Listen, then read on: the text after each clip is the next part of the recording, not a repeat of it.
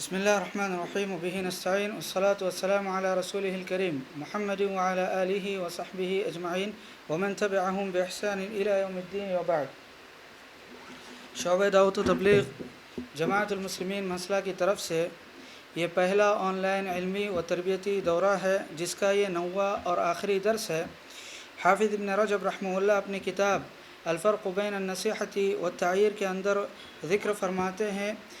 کہ کچھ لوگ نصیحت کی آڑ میں بڑی چالاکی کے ساتھ کسی کو ٹارگٹ کرتے ہیں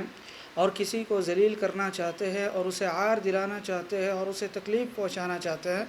ایسے لوگ جلدی پکڑ میں نہیں آتے. دل کے اندر ان کا مقصد یہ ہوتا ہے کہ کسی کو ذلیل کیا جائے، لیکن بڑی اسلوبی کے ساتھ وہ نصیحت کی آڑ میں کسی کو ذلیل کرتے ہیں. فرماتے ہیں کہ ایسے لوگ حقیقت میں منافق قسم کے لوگ ہیں. اور پھر اس تعلق سے حافظ ابن رجب رحمہ اللہ نے قرآن کا حوالہ دیتے ہوئے کہا کہ منافقوں میں سے کچھ لوگوں نے مسجد بنائی، خیر کا کام کیا، دکھنے میں تو بہت بھلا کام ہے، بہت اچھا کام ہے، لیکن اس کی آڑ میں جو ان کا مقصد تھا وہ مقصد یہ تھا کہ مسلمانوں کے درمیان پھوٹ ڈالی جائے، اور اس کے علاوہ جو اللہ اور اس کے رسول صلی اللہ علیہ وسلم کی مخالفت کرتا ہے اس کو کوپریٹ کیا جائے، اس کو سپورٹ کیا جائے. تو یہ مقصد منافقوں کا تھا. کام تو بڑا اچھا دکھ رہا تھا لیکن مقصد جو تھا انتہائی فاسد تھا. اس کے علاوہ حافظ ابن رجب رحمہ اللہ نے ذکر فرمایا کہ اللہ رب العالمین نے منافقوں کی اور یہودیوں کی مذمت کرتے ہوئے ان کی ایک صفت کا ذکر کیا. وہ صفت یہ ہے کہ وہ اپنے کرتوتوں پر خوش ہوتے ہیں اور جو کام انہوں نے نہیں کیے ہیں ان پر کریڈٹ لینا چاہتے ہیں، یعنی جو کام انہوں نے نہیں کیے ہیں ان پر وہ اپنی تعریف سننا چاہتے ہیں. تو یہ بات حافظ ابن رجب رحمہ اللہ نے ذکر فرمائی جن کا تذکرہ پچھلے درس کے اندر گزر چکا. اور یہ بات بھی آپ نے ذکر فرمائی کہ دیکھیے جس شخص کے اندر یہ صفت اور یہ خصلت اور یہ عادت ہو کہ وہ ظاہر میں کچھ اچھا کام کر رہا ہے اور اس کو گلوریفائی کر کے دوسروں کے سامنے پیش کرتا ہے، لیکن اس کا مقصد انتہائی خطرناک مقصد ہے، کسی کو ٹارگٹ کرنا ہے، کسی کو ذلیل کرنا، بالکل فاسد مقصد اس کا ہے، اور وہ اپنے جو کام وہ کر رہا ہے اس پر کریڈٹ بھی لینا چاہ رہا ہے، لوگوں کی تعریفیں بھی سننا چاہ رہا ہے، تو ایسا شخص حقیقت میں اس کے اندر یہودیوں کی اور منافقوں کی ایک خصلت اور ایک عادت پائی جاتی ہے. اس کے بعد حافظ ابن رجب رحمہ اللہ فرماتے ہیں، اور یہی سے 9ویں اور آخری درس کی ابتدا ہوتی ہے کہ ومن كانت هذه صفته فهو داخل في هذه الآية ولا بد فهو متعود بالعذاب الأليم. جس شخص کے اندر یہ صفت ہو، یہ خامی ہو، تو ایسی صورت میں وہ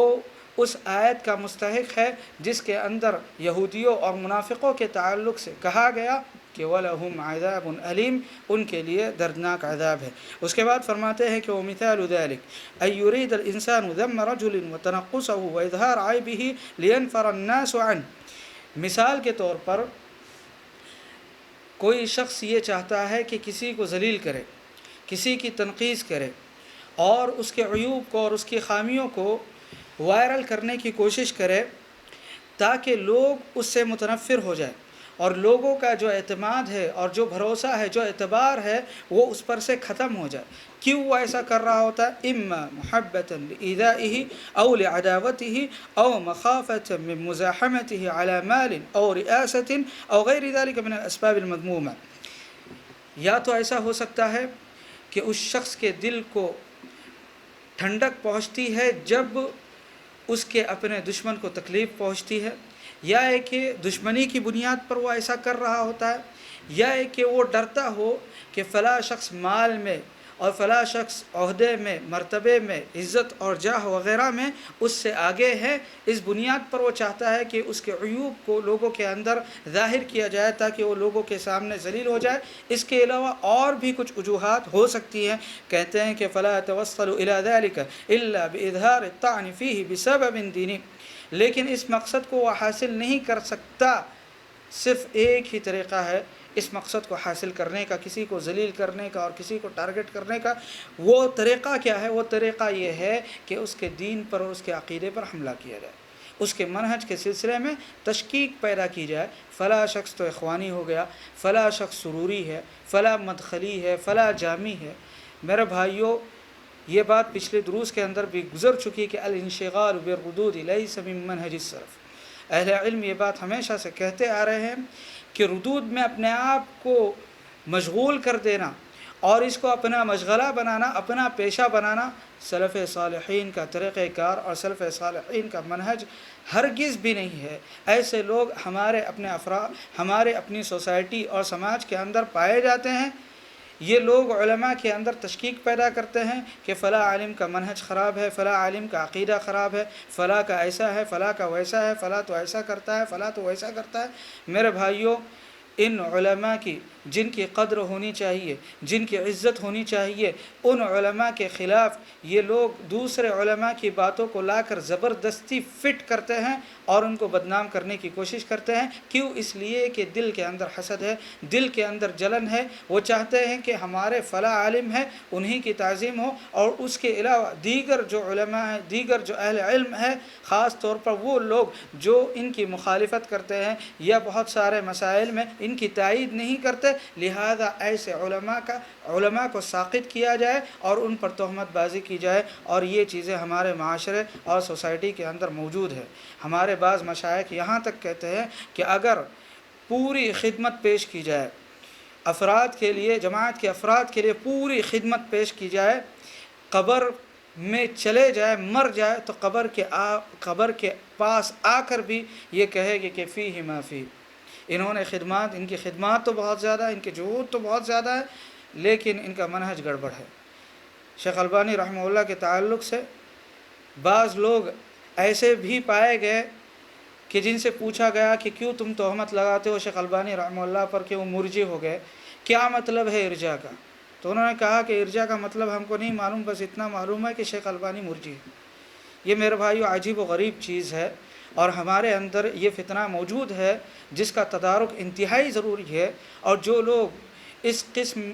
اور اس برائیوں کے اندر لت پت ہے، ان لوگوں کو شیخنا عبد المحسن بن حمد العباد کی کتاب رفقا اہل السنہ باہل السنہ ضرور پڑھنی چاہیے، تاکہ اس قسم کی جو برائیاں ہیں اور اس قسم کی جو گندی لت ہے اس سے وہ لوگ محفوظ رہ سکیں۔ یہاں پر حافظ ابن رجب رحمہ اللہ اپنے زمانے کا تذکرہ کر رہے ہیں، گویا کہ ان کے زمانے کے اندر بھی یہ چیزیں موجود تھیں، اور مثال دے رہے، مثال سے اور چیزیں واضح ہو جائے گی۔ کہتے ہیں مثل ان یکون قد رد قولا ضعیفا من اقوال عالم مشہور فیشیع بین من یعظم ذلک العالم۔ مثال کے طور پر ایک عالم دین ہے جنہوں نے کسی مشہور اور بڑے عالم دین کا کوئی شاذ قول رد کر دیا اور ان کے شاذ موقف کی تردید کی، تو یہ جو دوسرا شخص ہے یا تیسرا شخص ہے، چونکہ دوسرے عالم سے بغض رکھتا ہے، عداوت رکھتا ہے، اسے ذلیل کرنا چاہتا ہے، تو یہ کیا کرتا ہے فیشیع بین من یعظم ذلک العالم، کہ جو لوگ اس مشہور عالم دین کے معتقد ہیں اور ان کی عزت کرتے ہیں، ان کے پاس جاتا ہے اور ان سے کہتا ہے کہ دیکھو اس مسئلے میں فلاں عالم دین نے ہمارے جو عالم ہے، جو مشہور عالم ہے، بڑے عالم ہے، ان کی مخالفت کی ہے۔ کہتا ہے کہ ان فلانا یبغض هذا العالم ويذمه ويطعن عليه، کہ فلاں عالم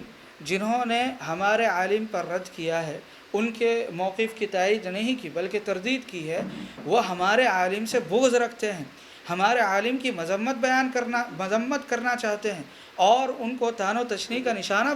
بنانا چاہتے ہیں۔ کہتے ہیں فیغر بذلک کل من یعظمه، تو کیا ہوتا ہے کہ جو ان کے معتقدین ہیں، جو اس مشہور عالم دین کو چاہتے ہیں، ان کی عزت کرتے ہیں، اور حقیقت میں وہ ان کی عزت کرتے ہیں، ان کو چاہتے ہیں، تو وہ طیش میں آ جاتے ہیں، جذبات میں آ جاتے ہیں، اور انہیں غیرت آ جاتی ہے۔ وَيُوهِمُهُمْ أَنَّ بُغْضَ الرَّادِّ وَأَذَاهُ مِنْ أَعْمَالِ الْعَرَبِ، اور یہ شخص کیا کہتا ہے؟ یہ شخص کہتا ہے کہ دیکھو اگر کوئی شخص کسی پر رد کرتا ہے، کسی کے موقف کی تردید کرتا ہے اور اسے تکلیف پہنچاتا ہے، تو عرب کے اندر یہ چیزیں موجود ہے۔ تو یہ چیزیں اگر فلاں عالم دین کے اندر موجود ہے کہ وہ ہمارے عالم سے بغض رکھتا ہے اور اس بنیاد پر اس نے ہمارے عالم سے فلاں مسئلے میں مخالفت کی اور ان کی تردید کی ہے، تو یہ کوئی عجیب و غریب بات نہیں ہے۔ اس کے بعد کہتا ہے لِأَنَّهُ ذَبَّ عَنْ ذَلِكَ الْعَالِمِ وَرَفَعَ الْأَذَى عَنْهُ، اپنے آپ کو ہیرو بنا کر ان کے سامنے پیش کرتا ہے اور کہتا ہے کہ دیکھو فلاں عالم دین کی جانب سے میں نے دفاع کیا ہے، وَذَلِكَ قُرْبَةً إِلَى اللَّهِ تَعَالَى وَطَاعَتِهِ، اور یہ میں نے اس لیے کیا تاکہ اللہ رب العالمین کا تقرب حاصل کیا جائے۔ فيجمع هذا المظهر للنصح بين أمرين قبيحين محرما. حافظ ابن رجب رحمہ اللہ فرماتے ہیں اس طرح یہ شخص جو ناصح بن کر ان لوگوں کے سامنے آیا ہے، جو بڑا خیر خواہ بن کر ان لوگوں کے سامنے آیا ہے، دو قبیح گناہوں کا مرتکب ہوتا ہے. احدهما ان يحمل رد هذا العالم القول الآخر على البغض والطعن والهوى، وقد يكون انما اراد به النصح للمؤمنين واظهار ما لا يحل له كتمان من العلم. فرماتے ہیں پہلا گناہ تو یہ ہے کہ ایک عالم دین نے دوسرے جو مشہور عالم دین تھے ان کے شاذ موقف کو ٹھکرا دیا، ان کے شاذ موقف کی تردید کی. کیوں تردید کی؟ ان کا مقصد یہ ہے کہ جو مسلمان ہے، جو مومن ہے، وہ اس عالم دین کی اس مسئلے میں اتباع نہ کرے. اس لیے کہ اگر کوئی شاذ مواقف کو اپناتا ہے اور اہل علم کے شاذ مواقف کو تلاش کر کے ان کو اپنا لیتا ہے، وہ زندیق بن جاتا ہے، بے دین بن جاتا ہے. خیر خواہی اور نصیحت کا پہلو اپنے دل میں رکھتے ہوئے اس نے بڑے عالم دین کی مخالفت کی اور اس کی تردید کی، اس کے موقف کی تردید کی. یہ اس کا مقصد ہے. اور اس کے علاوہ یہ بھی مقصد ہے کہ وہ جو علم اللہ رب العالمین نے اس کو عطا فرمایا ہے وہ کتمان علم کے جرم کا مرتکب نہ بنے. اس لیے کہ اسے پتہ ہے کہ فلاں عالم دین نے فلاں مسئلے میں شاذ قول اختیار کیا ہے اور کوئی رد کرنے والا نہیں. وہی ایک عالم دین ہے علاقے میں موجود ہے جو اس کا رد کرنے والا ہے یا اس کی تردید کرنے والا ہے. اس بنیاد پر فرض عین بنتا ہے اس کے اوپر کہ وہ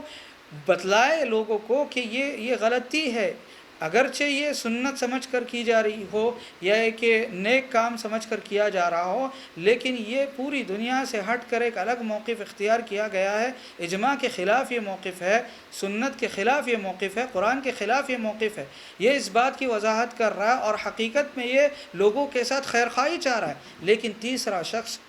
جو اس مشہور عالم دین کے معتقدین کے پاس جا کر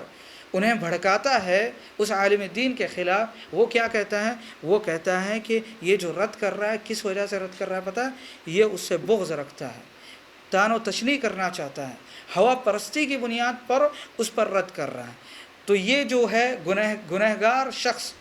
ایک گناہ کا مرتکب ہوتا ہے. وہ گناہ کیا ہے؟ کہ وہ بدظنی رکھتا ہے اس عالم دین سے، کہ اس عالم دین نے رد کیا ہے، مسلمانوں کے ساتھ خیر خواہی کی ہے، لیکن وہ شخص اس پر تہمت لگاتا ہے اور کہتا ہے کہ رد جو کیا ہے کس لیے رد کیا ہے؟ اس لیے کہ وہ ہمارے عالم دین سے بغض رکھتے ہیں، عداوت رکھتے ہیں. والثاني أن يظهر الطعن عليه ليتوصل بذلك إلى هواه وغرضه الفاسد في قالب النصح والذب عن علماء الشرع. فرماتے ہیں کہ دوسرا بڑا گناہ جس میں وہ مبتلا ہوتا ہے وہ یہ کہ نصیحت کی آڑ میں اور علماء کے دفاع کے نام پر اپنے گھٹیا مقصد کو حاصل کرنے کے لیے وہ اس عالم دین کو طعن و تشنیع کا نشانہ بناتا ہے. جس عالم دین نے لوگوں کے ساتھ خیر خواہی کی اور لوگوں کو متنبہ کروایا کہ فلاں عالم دین سے غلطی ہوئی ہے، امام مالک رحمہ اللہ سے بھی غلطی ہوئی، تو لوگوں نے غلطی کی تنبیہ کی کہ مالک سے غلطی، اخطا مالک، کہا مالک رحمہ اللہ سے غلطی ہوئی. اس میں کوئی شک نہیں کہ امام مالک رحمہ اللہ ثقہ ہے، امام ہے، ان سے غلطیاں نہیں ہوتی عام طور پر، لیکن ان سے غلطی ہوئی. عمرو بن عثمان یا عمر بن عثمان کے سلسلے میں دونوں بھائی تھے،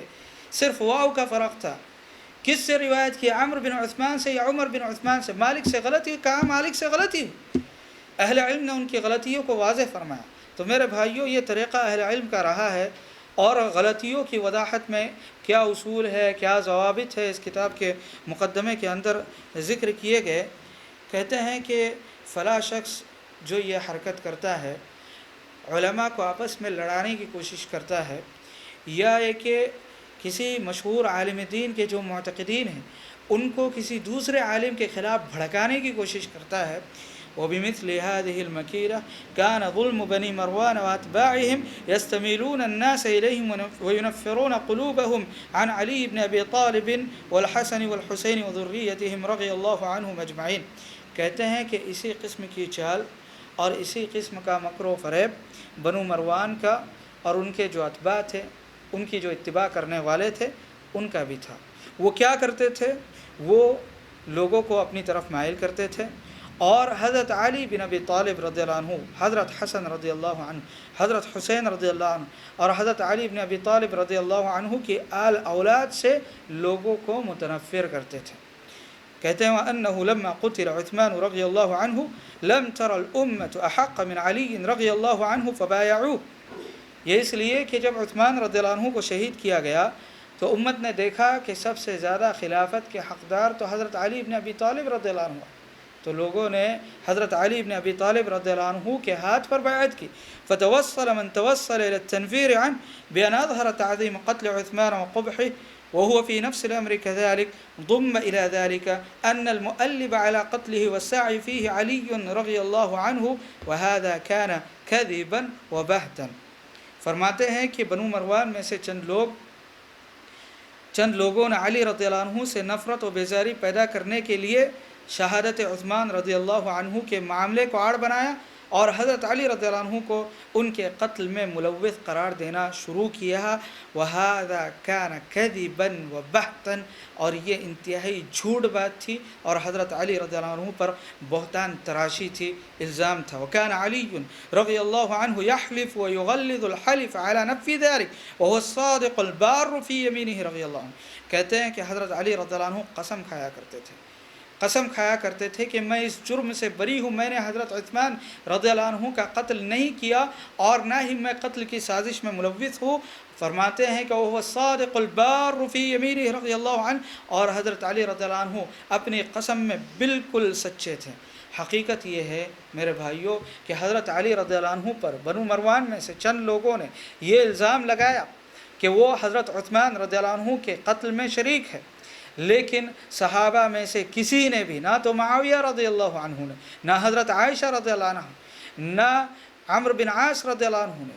اور نہ ہی کسی نے جنہوں نے حضرت علی رضی اللہ عنہ کی مخالفت کی، کسی نے بھی حضرت علی رضی اللہ عنہ پر یہ سنگین الزام ہرگز بھی نہیں لگایا کہ حضرت علی رضی اللہ عنہ بلوائیوں کے ساتھ حضرت عثمان رضی اللہ عنہ کے ساتھ حضرت عثمان رضی اللہ عنہ کے قتل میں شریک تھے۔ حضرت عثمان رضی اللہ عنہ کو شہید کیا گیا، ہم اور آپ جانتے ہیں، قصہ کافی مشہور ہے، کافی دردناک شہادت ہے، بلکہ اسلام میں سب سے دردناک شہادت حضرت حمزہ رضی اللہ عنہ کے بعد اگر کسی کی ہے تو وہ حضرت عثمان بن عفان رضی اللہ عنہ کی ہے۔ لوگ حضرت حسین رضی اللہ عنہ کی شہادت کو بڑا چڑھا کر پیش کرتے ہیں، لیکن حقیقت یہ ہے کہ سب سے دردناک شہادت حضرت عثمان رضی اللہ عنہ کی ہے۔ 40 دن تک ان کے گھر کا محاصرہ کیا گیا۔ حضرت عثمان رضی اللہ عنہ نے فدا کا جو تصور عیسائیوں کے اندر ہے، حقیقت میں فدا کا جو کام کیا حضرت عثمان رضی اللہ عنہ نے اپنی جان کو فدا کیا لوگوں کی جان کے اوپر، تاکہ مسلمان آپس میں نہ لڑے نہ بھڑ۔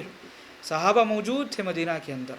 بہت سارے صحابہ حج کے لیے چلے گئے تھے۔ یہ بلوائی مصر سے اور کوفہ سے آئے تھے، تقریباً 4000 یا 5000 کی تعداد میں مدینہ میں موجود تھے۔ انہوں نے سب سے پہلے حضرت عثمان رضی اللہ عنہ کے خلاف لوگوں کو بھڑکایا،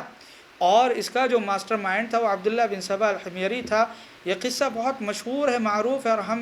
اکثر لوگ اس کو جانتے ہیں کہ عبداللہ بن سبا مدینہ میں جب ہوتا تھا، صحابہ کی مجلس میں آتا تھا تو حضرت عثمان رضی اللہ عنہ کی خلافت کی مذمت کرتا تھا، ان کی حکومت کی مذمت کرتا تھا۔ حضرت عثمان رضی اللہ عنہ نے تقریباً 12 سال حکومت کی، 6 سال تک کسی نے کوئی اعتراض نہیں کیا۔ 6 سال کے بعد حضرت عثمان رضی اللہ عنہ نے اپنے رشتہ داروں میں سے چند لوگوں کو جو عہدے کے اور منصب کے لالچ نہیں رکھتے تھے بلکہ اس کے اہل تھے، ان کو عہدوں پر بٹھایا، تو کچھ لوگوں کا اعتراض ہوا، اس میں عبداللہ بن سبا الحمیری بھی تھا، اور اس نے اسلام کا لبادہ اوڑھا، حقیقت میں یہودی تھا۔ یہ صحابہ کی مجلس میں مدینہ میں آیا کرتا تھا اور حضرت عثمان رضی اللہ عنہ کے خلاف صحابہ کو بھڑکانے کی کوشش کیا کرتا تھا۔ کبار صحابہ نے اس کو مدینہ سے بھگایا، شام میں گیا معاویہ رضی اللہ عنہ کے پاس، معاویہ رضی اللہ عنہ کی حکومت تھی، وہاں سے معاویہ رضی اللہ عنہ نے اس کو بھگا دیا۔ مصر میں آیا اور مصر میں اس نے بہت بڑا پلان بنایا، بہت بڑا خطہ بنایا۔ اس امت کے اندر جو سب سے بڑا فتنہ اب تک کا پیدا ہوا ہے وہ شہادت عثمان رضی اللہ عنہ ہے، اور وہ ایسا فتنہ ہے کہ اس کے بعد فتنوں کا سلسلہ شروع ہو گیا اور آج تک فتنے رکنے کا نام نہیں لے رہے ہیں۔ تو میرے بھائیوں، انہوں نے حضرت عثمان رضی اللہ عنہ کو قتل کروایا۔ کس طرح قتل کروایا؟ بہت سارے لوگوں کو اپنے ساتھ کروایا۔ مصر کے بہت سارے لوگ جھوٹے لیٹر لکھوائے امہات المؤمنین سے کہ دیکھو صحابہ کرام حضرت عائشہ رضی اللہ عنہ اور دیگر امہات المؤمنین سب کے سب حضرت عثمان رضی اللہ عنہ کے خلاف ہے، ان کی حکومت کی سب کے سب برائی کرتے ہیں اور چاہتے ہیں کہ وہ جو ہے خلافت سے ہٹ جائے، حکومت سے بردار ہو جائے، یہ چاہتے ہیں صحابہ کرام۔ جھوٹے لیٹر پھیلا دیے اور خطبوں وغیرہ میں اس کا اعلان کرتے رہے، یہاں تک کہ بہت سارے لوگ بھڑک گئے اور اچھے لوگ بھی جو لوگ نیک سمجھ میں آتے تھے کہ یہ لوگ نیک ہے، یہ لوگ بھی مدینہ کے اندر آئے، اور مدینہ کے اندر آنے کے بعد انہوں نے سب سے پہلے مظاہرہ کیا جمعہ کی نماز کے بعد، اور یہ اسلام کی تاریخ میں سب سے پہلا مظاہرہ ہے، سب سے پہلا احتجاج ہے، اور یہ طریقہ اہل سنت کا طریقہ نہیں بلکہ انہی بلوائیوں کا دیا ہوا طریقہ ہے۔ پھر انہوں نے حضرت عثمان رضی اللہ عنہ کو شہید کیا۔ حضرت عثمان رضی اللہ عنہ کی شہادت کے بعد انہی لوگوں میں سے چند لوگوں نے حضرت علی رضی اللہ عنہ کی خلافت پر بیعت کی۔ وہاں پر شام میں حضرت معاویہ رضی اللہ عنہ کی حکومت تھی۔ حضرت معاویہ رضی اللہ عنہ یہ کہا کرتے تھے کہ دیکھو بیعت سے زیادہ ضروری، حکومت سے زیادہ ضروری یہ ہے کہ سب سے پہلے جو مدینہ کے اندر بلوائی ہے ان کو ختم کیا جائے، اس لیے کہ یہ فتنے کی جڑ ہے، یہ فساد کی جڑ ہے، اور انہوں نے حضرت عثمان رضی اللہ عنہ کو قتل کیا، لہٰذا قصاص کے طور پر ان کو قتل کیا جائے، سب سے پہلے قصاص لیا جائے، اس کے بعد ہم حضرت علی رضی اللہ عنہ کے ہاتھ پر بیعت کریں گے۔ حضرت علی رضی اللہ عنہ ان کو سمجھاتے رہے کہ دیکھو حالات انتہائی خطرناک ہے، واقعی ڈر کا ماحول اس وقت تھا۔ حضرت عثمان رضی اللہ عنہ شہید کر دیے گئے، اور حضرت عثمان رضی اللہ عنہ کو چند صحابہ نے چپکے سے دفن کیا، اور دفن کرتے وقت بھی تقریباً بعض روایتوں میں آتا ہے کہ 4 یا 6 قبریں کھدوائی تاکہ یہ خوارج اور یہ بلوائی حضرت عثمان رضی اللہ عنہ کو قبر سے نکال کر ان کی بے حرمتی نہ کرے۔ اس بنیاد پر اتنی قبریں کھدوائی، اس کے بعد ان کو دفن کیا گیا، چپکے سے ان کو دفن کیا گیا۔ میرے بھائیوں، ماحول انتہائی گرم ماحول تھا اور ڈر کا ماحول تھا، اور ان بلوائیوں کا قبضہ تھا۔ اکثر صحابہ مکہ میں تھے، اور حضرت علی رضی اللہ عنہ اس سازش میں ملوث نہیں تھے، بلکہ حضرت علی رضی اللہ عنہ نے خود حضرت حسن اور حضرت حسین رضی اللہ عنہ کو حضرت عثمان رضی اللہ عنہ کے گھر پر معمور کیا تھا کہ دیکھو ان کا خیال رکھو، دیکھو ان کا خیال رکھو۔ لیکن حضرت عثمان رضی اللہ عنہ سے صحابہ آ کر کہتے تھے کہ آپ بس اجازت دیجئے، ہم لوگ ان کے خلاف تلوار اٹھائیں گے اور ان کو بھگا دیں گے۔ اور یہ لوگ تعداد میں کچھ زیادہ نہیں، بعض روایتوں کے مطابق 2000 ہے، بعض روایتوں کے مطابق 4000، تعداد میں کچھ زیادہ لوگ نہیں ہیں، اور ہم لوگ تعداد میں بھی زیادہ ہے، صحابہ موجود ہے، ہم لوگ قتال کر کے ان کو بھگا دیں گے۔ لیکن حضرت عثمان رضی اللہ عنہ نے یہ گوارہ نہیں کیا کہ امت کی 2 جماعتیں آپس میں لڑے۔ انہوں نے کہا کہ میری شہادت ہو جائے، اس بات پر مجھے کوئی افسوس نہیں ہے، لیکن اگر امت کی 2 جماعتیں آپس میں لڑتی ہے تو یہ یقیناً فتنہ ہے۔ اس بنیاد پر حضرت عثمان رضی اللہ عنہ نے اپنی جان کو ترجیح دی، اپنی امت کو ترجیح دی اور اپنی جان گنوا دی۔ حضرت عثمان رضی اللہ عنہ شہید کر دیے گئے۔ تو میرے بھائیوں، قصہ بہت لمبا ہے، لیکن یہ جاننا بہت زیادہ ضروری ہے کہ حضرت علی بن ابی طالب رضی اللہ عنہ پر صحابہ نے الزام نہیں لگایا تھا کہ وہ حضرت عثمان بن عفان رضی اللہ عنہ کے خون میں ملوث ہے، ان کے قتل میں ملوث ہے۔ بنو مروان میں سے چند لوگوں نے یہ الزام لگایا، لیکن صحابہ میں سے کسی نے بھی یہ الزام نہیں لگایا۔ اس کے بعد فرماتے ہیں وَبَادَرُوا إِلَىٰ قِتَالِهِ دِيَانَةً وَتَقَرُّبًا ثُمَّ إِلَىٰ قِتَالِ أَوْلَادِهِ رِضْوَانُ اللَّهِ عَلَيْهِمْ۔ کہتے ہیں کہ پھر اس کے بعد بنو مروان نے حضرت علی رضی اللہ عنہ سے قتال میں جلدی کی، دین سمجھ کر اور اللہ رب العالمین کی عبادت سمجھ کر۔ پھر اس کے بعد حضرت علی رضی اللہ عنہ کی جو اولاد ہیں ان سے بھی قتال کی۔ حقیقت یہ ہے کہ حضرت معاویہ رضی اللہ عنہ نے پہل نہیں کی، بلکہ پہل جو ہے حضرت علی رضی اللہ عنہ کی جماعت میں جو خارجی قسم کے، جو بلوائی قسم کے لوگ تھے، جن کو پتہ تھا کہ اگر علی رضی اللہ عنہ اور حضرت عائشہ رضی اللہ عنہ، علی رضی اللہ عنہ اور حضرت معاویہ رضی اللہ عنہ کے درمیان اگر صلح ہو جائے گی تو سب سے پہلے جو یہ کام کرے گے وہ یہ کہ عثمان رضی اللہ عنہ کے قصاص کا بدلہ لے گے، یعنی ہم لوگوں کو قتل کرے گے۔ اس بنیاد پر انہوں نے پتھروں وغیرہ کی بارش کی اور بہت ساری چیزیں جو تاریخی روایتوں میں موجود ہے کہ ان لوگوں نے آگ بھڑکائی، اور اس طرح دونوں جماعتیں آپس میں لڑ پڑی۔ حضرت معاویہ رضی اللہ عنہ نے قتال کی پہل نہیں کی، بلکہ حضرت معاویہ رضی اللہ عنہ کے پاس حضرت علی بن ابی طالب رضی اللہ عنہ نے جریر بن عبداللہ البجلی رضی اللہ عنہ کو بھیجا کہ جاؤ اور ان سے کہو کہ عام طور پر بہت سارے لوگوں نے ہمارے اوپر، ہمارے خلافت پر بیعت کی ہے، لہذا آپ بھی بیعت کیجئے۔ اہل شام بیعت کے لیے ابھی تیار نہیں ہے، کیا مسئلہ ہے؟ ان لوگوں کے لیے بھی ضروری ہے کہ خلیفہ جو ہے مسلمانوں کا، اس کے ہاتھ پر بیعت کرے۔ جریر ابن عبداللہ البجلی رضی اللہ عنہ معاویہ رضی اللہ عنہ کے پاس گئے لیٹر لے کر، حضرت معاویہ رضی اللہ عنہ نے اس کو پڑھا، پھر اس کے بعد حضرت معاویہ رضی اللہ عنہ نے صحابہ کرام رضوان اللہ علیہم اجمعین کو بلایا، عمرو بن عاص اور دیگر صحابہ کو بلایا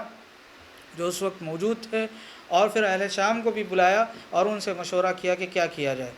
تو اکثر لوگوں نے یہی کہا کہ دیکھو پہلے قصاص کا بدلہ لیا جائے، 4 مہینے سے زیادہ ہو چکے ہیں، لیکن ان کی جماعت میں ایسے لوگ موجود ہیں جو حضرت عثمان رضی اللہ عنہ کے قتل میں ملوث تھے۔ یہ لوگ بہت شام کے اندر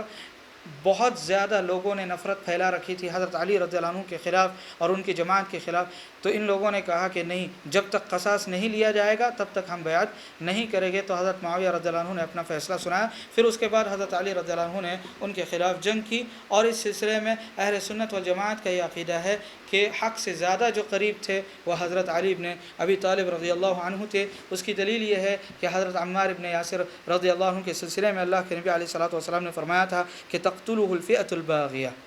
حضرت عمار بن یاسر رضی اللہ عنہ اور دیگر صحابہ مسجد کی تعمیر میں اینٹ لے کر آیا کرتے تھے، نبی کریم صلی اللہ علیہ وسلم موجود تھے، عمار بن یاسر رضی اللہ عنہ 2 اینٹ لے کر آتے تھے اور دیگر صحابہ 1 اینٹ لے کر آتے تھے۔ تو اللہ کے نبی علیہ الصلوۃ والسلام نے حضرت عمار بن یاسر رضی اللہ عنہ سے فرمایا تھا کہ عمار بن یاسر، تمہارا اس وقت کیا حال ہوگا جب کہ امت کا ایک باغی گروہ تم کو قتل کرے گا۔ اور حضرت عمار بن یاسر رضی اللہ عنہ کا تعلق حضرت علی رضی اللہ عنہ کی جماعت سے تھا، اور حضرت معاویہ رضی اللہ عنہ کی فوج میں انہیں قتل کیا گیا، حضرت معاویہ رضی اللہ عنہ کی فوج نے انہیں قتل کیا۔ اس کے علاوہ اللہ کے نبی علیہ الصلوۃ والسلام نے فرمایا کہ تمرق مارقۃ عند فرقۃ من المسلمین یقتلها اولى الطائفتین بالحق، کہ مسلمانوں کی 2 جماعتیں جب ان کے درمیان اختلاف ہوگا تو ایک جماعت سب سے ہٹ کر الگ نکلے گی، یہی خارجی ہے۔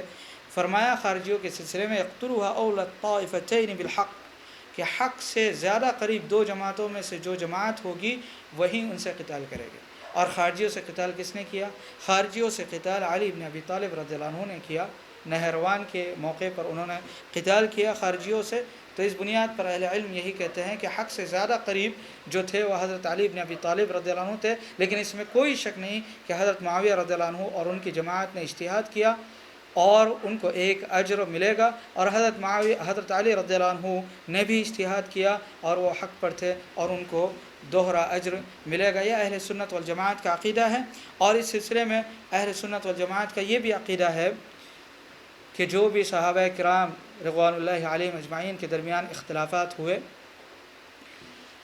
اس کا چیپٹر کلوز کر دیا جائے، اس سلسلے میں گفتگو نہ کی جائے، یعنی حاکم بن کر اور تحکیم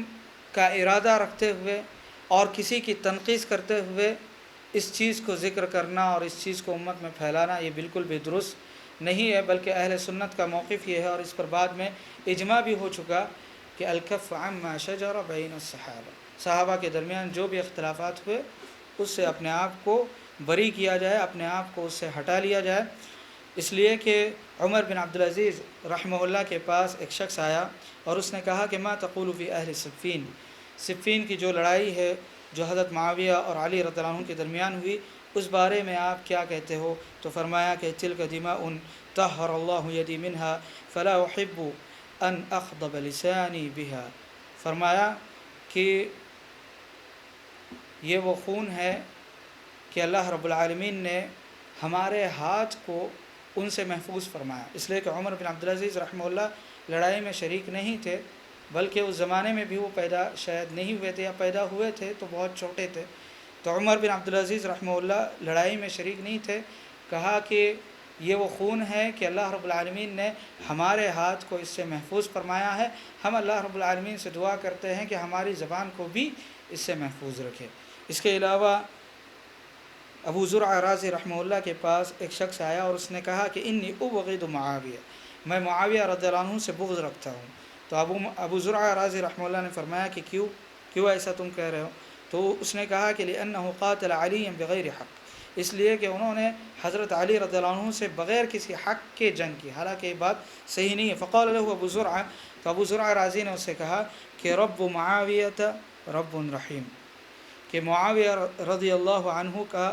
پالنہار اور ان کا جو رب ہے وہ رحم کرنے والا، معاف کرنے والا ہے۔ وخصم معاویۃ خصم کریم،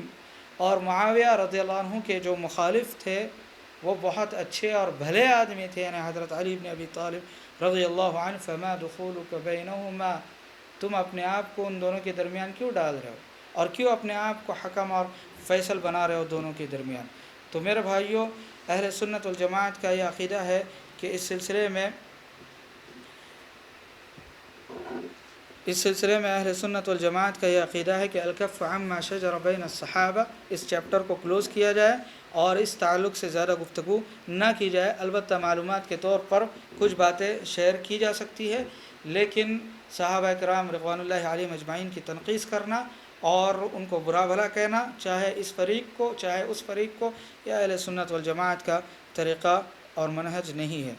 اس کے بعد کہتے ہیں کہ واجتهد اولئک فی اظہار ذلک واشاعته علی المنابر فی ایام الجمعہ وغیرها من المجامع العظیمہ حتی استقر فی قلوب اتباعهم ان الامر علی ما قالوه۔ کہتے ہیں کہ بنو مروان نے یہ کوشش کی کہ حضرت علی بن ابی طالب رضی اللہ عنہ پر جو الزام لگایا انہوں نے کہ وہ حضرت عثمان رضی اللہ عنہ کے قتل میں شریک تھے، تو اس کو منبر محراب سے انہوں نے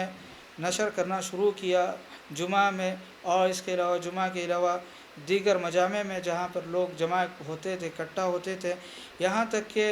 جو لوگ ان کے پیروکار تھے ان کے دل میں بات بیٹھ گئی کہ حضرت علی بن ابی طالب رضی اللہ عنہ بھی حضرت عثمان رضی اللہ عنہ کے قتل میں شریک ہے۔ فرماتے ہیں وَأَنَّ بَنِي مَرْوَانَ أَحَقُّ بِالْأَمْرِ مِنْ عَلِيٍّ وَوَلَدِهِ لِقُرْبِهِ مِنْ عُثْمَانَ وَأَخْذِهِمْ بِثَأْرِهِ فَتَوَصَّلُوا بِذَلِكَ إِلَى تَأْلِيفِ قُلُوبِ النَّاسِ عَلَيْهِمْ وَقِتَالِهِمْ لِعَلِيٍّ وَوَلَدِهِ مِنْ بَعْدِهِ وَيَثْبُتُ بِذَلِكَ لَهُمُ الْمُلْكُ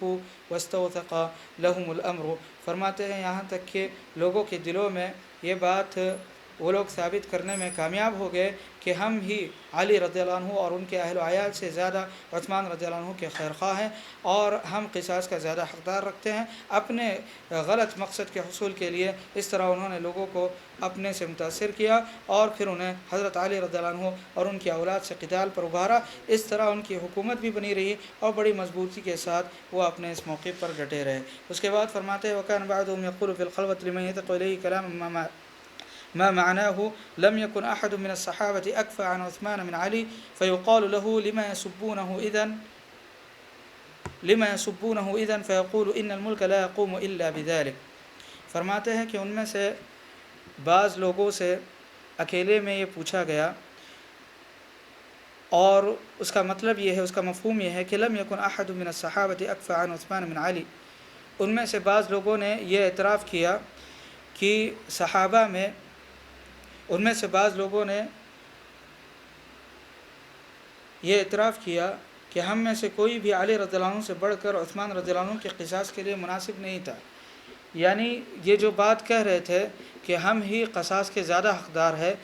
حالانکہ ان کے دل کے اندر یہ بات موجود تھی کہ علی رضی اللہ عنہ قصاص کے زیادہ حقدار ہے، اور ان کے دل میں یہ بات موجود تھی کہ جب بھی حالات سازگار ہو گئے تو حضرت علی رضی اللہ عنہ عثمان رضی اللہ عنہ کے خون کا بدلہ ضرور لیں گے۔ یہ بات ان کے دل کے اندر موجود تھی، لیکن اس کے باوجود وہ یہ کہا کرتے تھے کہ ہم ہی حضرت علی رضی اللہ عنہ حضرت عثمان رضی اللہ عنہ کے قصاص کے زیادہ حقدار ہیں۔ فیقال له لما يسبونه اذن، تو ان سے پوچھا گیا کہ بھائی پھر تم لوگ ان کو گالی کیوں دیتے ہو، حضرت علی رضی اللہ عنہ کو برا بھلا کیوں کہتے ہو؟ تو کہنے لگے کہ ان الملک لا يقوم الا بذلك، بنو مروان کی حکومت اسی سے قائم ہو سکتی تھی۔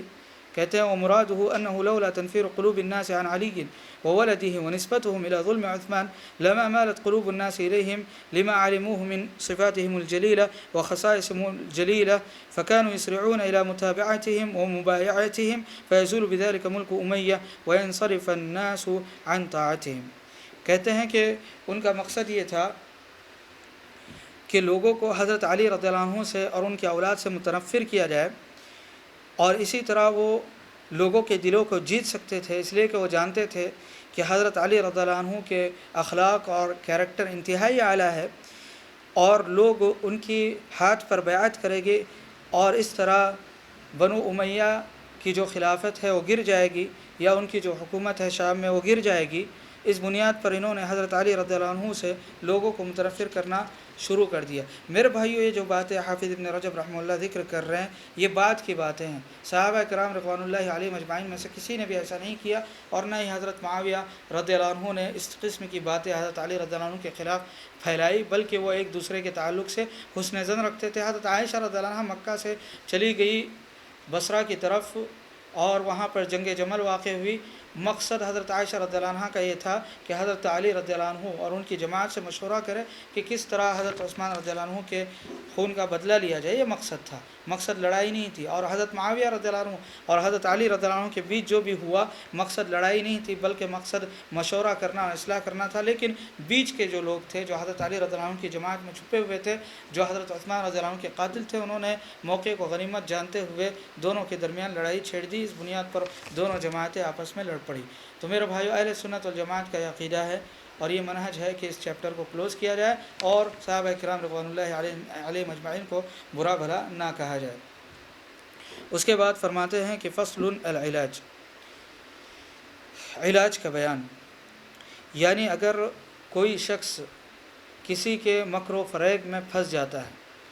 کوئی شخص کسی کو ٹارگٹ کرتا ہے۔ یہاں پر جو باتیں انہوں نے بیان فرمایا، حافظ ابن رجب رحمہ اللہ نے بنو مروان کا تذکرہ کیا، وہ اس لیے کہ بنو مروان نے حضرت علی بن ابی طالب رضی اللہ عنہ کو ٹارگٹ کیا اور ان کے خلاف جھوٹی باتیں پھیلائی۔ اور ان لوگوں کا مقصد کیا تھا؟ مقصد یہ تھا کہ اپنی حکومت بچائی جائے شام کے اندر، ان کا یہی مقصد تھا۔ اس بنیاد پر انہوں نے حضرت علی رضی اللہ عنہ پر اتہام بازی کی۔ تو ایسا ہو سکتا ہے کہ کوئی شخص اپنے مقصد کو حاصل کرنے کے لیے کسی شخص پر اتہام بازی کرے اور اس اتہام بازی کی وجہ سے وہ مصیبت اور پریشانی میں گھر جائے۔ تو اگر وہ مصیبت اور پریشانی میں آ جائے تو کیا کرے، اس کا علاج کیا ہے؟ فرماتے ہیں وَمَن بُلِيَ بِشَيْءٍ مِّنْ هَذَا الْمَكْرِ فَلْيَتَّقِ اللَّهَ وَيَسْتَعِنْ بِهِ وَيَصْبِرْ فَإِنَّ الْعَاقِبَةَ لِلتَّقْوَىٰ۔ فرماتے ہیں کہ جس شخص کو دھوکہ دیا جائے اور جس شخص کے ساتھ مکاری کی جائے نصیحت کی آڑ میں، تو اس شخص کو چاہیے کہ وہ اللہ رب العالمین سے ڈرے اور اللہ رب العالمین سے مدد طلب کرے اور صبر کرے، اور یہ بات جان لے کہ بہتر انجام تو اہل تقوی کا ہوتا ہے۔ كما قال الله تعالى بعد أن قص قصة يوسف وما حصل له من أنواع الأذى بالمكر والمخادعة كذلك مكنا ليوسف في الأرض، جیسا کہ اللہ رب العالمین نے حضرت یوسف علیہ السلام کا قصہ نقل کیا اور جو تکلیفیں انہیں پہنچی ہے، حضرت یوسف علیہ السلام کے سوتیلے بھائیوں نے ان کے خلاف جو بھی مکر کیا اور جو تکلیفیں انہیں پہنچائی، اس کا تذکرہ اللہ رب العالمین نے سورہ یوسف کے اندر کیا۔ اس کے بعد فرمایا كذلك مكنا ليوسف في الأرض يتبوأ منها حيث يشاء، فرمایا کہ ہم نے یوسف علیہ السلام کو مصر کا خزانچی بنا دیا، مصر کا مالک بنا دیا، تاکہ وہ اس میں جہاں چاہے رہے۔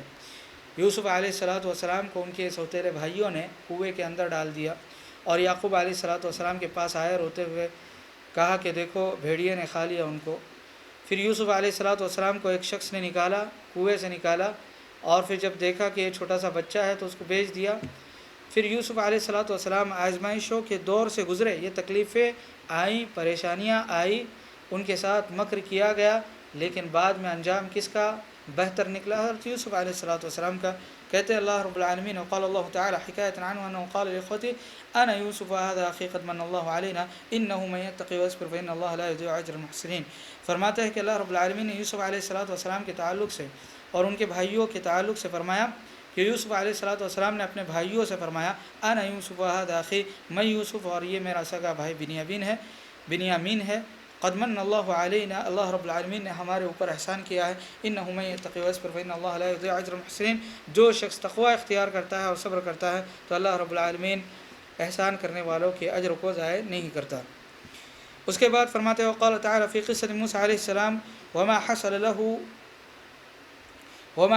ولقومه من اذى فرعون وكيده قال لقومه استعینوا بالله واصبروا۔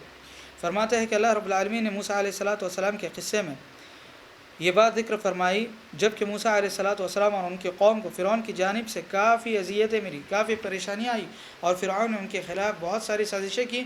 لیکن موسیٰ علیہ السلام نے اپنی قوم سے کہا کہ استعینوا باللہ واصبروا ان الارض للہ یورثها من یشاء من عباده والعاقبۃ للمتقین، کہ اللہ رب العالمین سے مدد طلب کرو اور صبر کرو، ان الارض للہ، اللہ رب العالمین، زمین اللہ رب العالمین کی ہے، یورثھا من یشاء من عبادہ، اپنے بندوں میں سے جسے چاہتا ہے اللہ رب العالمین اس زمین کا مالک بنا دیتا ہے۔ والعاقبۃ للمتقین، اور بہتر انجام تو متقی اور پرہیزگار لوگوں کا ہی ہوتا ہے۔ یعنی یہاں پر جو بات ذکر کر رہا ہے حافظ ابن رجب رحمہ اللہ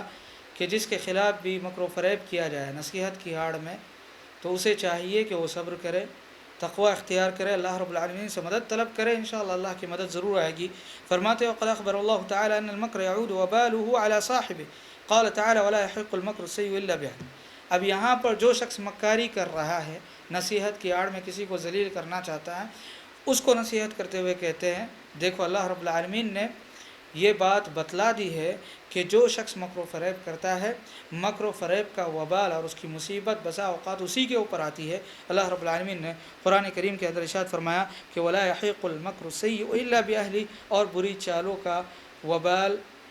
ان چالوں کے چلنے والوں پر ہی پڑتا ہے۔ وقال تعالی وکذلک جعلنا فی کل قریۃ اکابر مجرمیہا لیمکروا فیہا وما یمکرون الا بانفسہم وما یشعرون۔ فرماتے ہیں اللہ رب العالمین کے اس طرح ہم ہر بستی کے مجرموں کو وہاں کا بڑا بنا دیتے ہیں تاکہ وہ لوگ اس بستی میں اللہ کے دین کے خلاف سازشیں کرتے رہیں، جب کہ ان کی سازشیں خود انہی کے خلاف ہے، لیکن انہیں اس کا احساس تک بھی نہیں ہوتا۔ تو یہاں پر اللہ رب العالمین نے قرآن کریم کے اندر جو بات واضح فرمائی وہ یہ کہ اللہ رب العالمین مکاری کرنے والوں کو ڈھیل دیتا ہے، لیکن حقیقت میں جو برا انجام ہوتا ہے وہ مکاری کرنے والوں کا ہوتا ہے، اور جو شخص مصیبت اور پریشانی میں ہے، جس کے ساتھ دھوکہ ہوا، جس کے ساتھ مکاری کی گئی، بعد میں اس کا جو انجام ہوتا ہے وہ بہتر ہوتا ہے۔ فرماتے ہیں والواقع یشہد بذلک فإن من صبر أخبار الناس وتواريخ العالم وقف على أخبار من مكر بأخيه فعاد مكره عليه، وكان ذلك سببا لنجاته وسلامته على العجب العجاب، ولو ذكرنا بعد ما وقع من ذلك لطال الكتاب واتسع الخطاب۔ فرماتے ہیں کہ اور حقیقت بھی اور تاریخ بھی اس بات کی شاہد ہے، اس لیے کہ جو شخص تاریخ کا مطالعہ کرے گا وہ اس بات کو جانے گا کہ جس شخص نے بھی اپنے بھائی کے خلاف مکر و فریب کیا، اس کو ذلیل کرنے کی کوشش کی، تو بسا اوقات وہ خود ذلیل ہوا، اور کہتے ہیں وَكَانَ ذَلِكَ سَبَبًا لِنَجَاتِهِ وَسَلَامَتِهِ، اور یہ جو مصیبت اور پریشانی ایک شخص کے اوپر آئی، جس شخص کے ساتھ مکر و فریب کیا گیا، تو وہ شخص اس مکر و فریب سے بچ کر نکلا، اور وہ شخص اس سے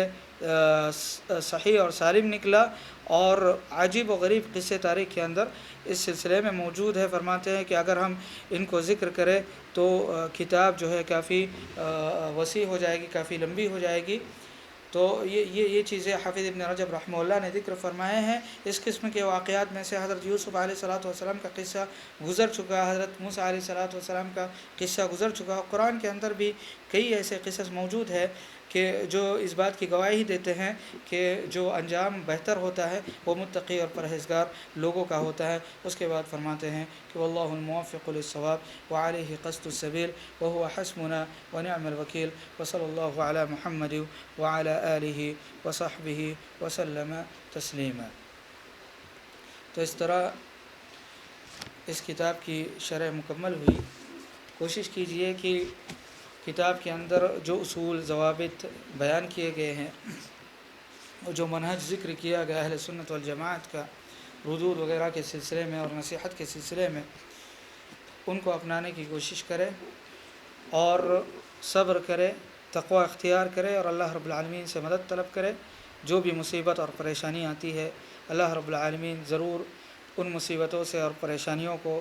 پریشانیوں سے ہم کو نجات دلائے گا۔ آمین۔ وصلی اللہ تعالی علی نبینا محمد وعلی آلہ وصحبہ وسلم۔